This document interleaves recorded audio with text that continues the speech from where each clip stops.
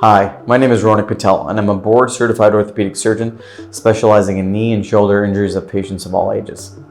In this topic, we're going to go over the labrum of the shoulder. So the shoulder socket is like an egg shape, and around it, there's something called the labrum, which is a cartilaginous structure that serves as a gasket, similar to sort of like a bumper on a bowling lane.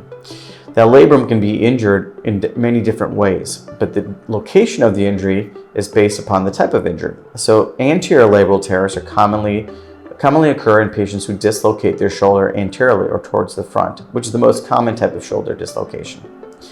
Posterior labrum tears are typically more attritional or can happen from a posterior shoulder subluxation or dislocation. Superior labrum tears are at the top of the shoulder from roughly a 10 o'clock to 2 o'clock position.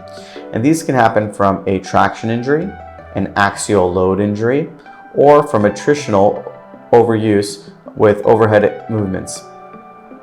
Depending on the type of tear, the location of the tear, and the severity of the tear, conservative treatment may be started. This usually revolves around physical therapy and anti-inflammatories. We can often perform injections as well for stable tears. If this fails, or if the tear is unstable, surgical fixation may be recommended.